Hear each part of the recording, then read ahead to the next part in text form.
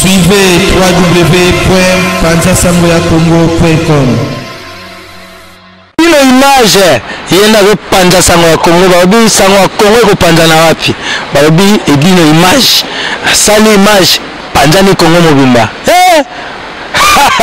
choko mone timatuta tikofote ya chokayo mo ino image panza sango ya Kongo edino image edino image edino image Edino, image. Edino, image. Edino, image.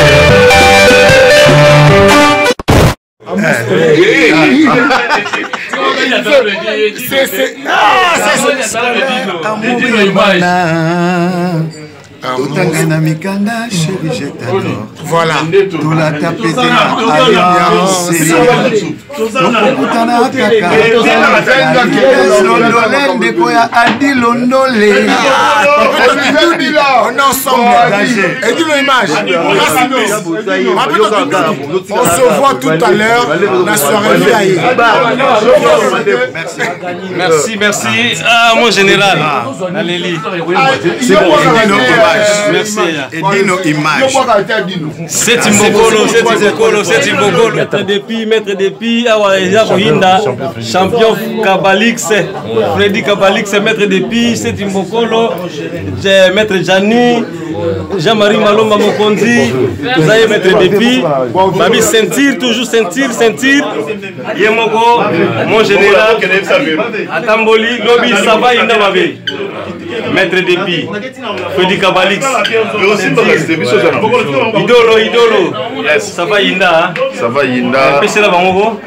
Ndenge tozolo baboyelelo toza déjà le vendredi nde tolobaki le 22 décembre.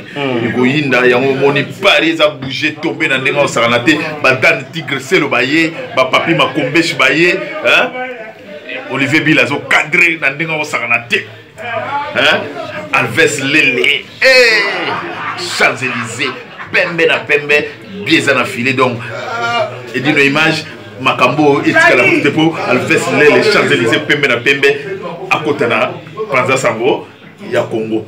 Merci Dolo. Babi à tout à l'heure donc dans na espace Nozile Sec 14 rue de la Pointe. Vraiment ça va Ina ma vie. Adi Londole, Adi Loba, Konza Bango. Restaurant Ewaka chez Maman Jeannette au numéro 7 du boulevard de Brandebourg à Ivry-sur-Seine. Confère place Gambetta à Ivry. Un restaurant africain de proximité spécialisé dans la cuisine africaine. Ouverture tous les jours dès 13h à minuit. Accès facile, RRC, station Ivry, prendre bus 125, 180, 323 ou 325, arrêt Gambetta. Un accueil chaleureux dans un cadre convivial nous propose des mets variés pour tous. La cuisine africaine à l'honneur, des plats préparés à la demande, à consommer sur place ou à emporter. Du poisson, malangwa braisé ou liboké, poulet braisé, des brochettes, mori makayabu, cabri ntaba braisé, liboké ngulu, mafé, accompagnement, banane plantain makemba, chikwang, konga national, c'est moule, riz, atseke, légumes verts, feuilles de manioc, ponduto sakasako et bisso, bitekiteku, haricots, madesu et autres mfumbwa. Donc Paris, Belgique, Suède, partout Allemagne, genre c'est global le PM Express, il y a Yémen, Patrick Manoven, et logis à Moko. Donc l'agence est fret, on a bateau, on a avion, on a Global Express. Qui fout la nyonso na lokeno na ngola soki na lona contrat na agence minene était ekokende Patrick Manoven. Vraiment, on a mis sur Congolais, il faut tout promouvoir.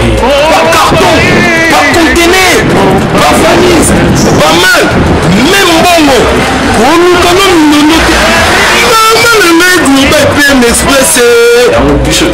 artiste oyo tolingaka toujours bato baza na idée ya solo lokola Patrick Malofin heure d'ouverture na chose ami de Lendu à Samedi de 9h30 à 19h30 Kinshasa, Brazzaville, Angola donc Patrick Malofin yo arara yo Odey Fred na Angola na Congo Brazzaville na Congo ya biso moko RDC longa makasi oyo nyonso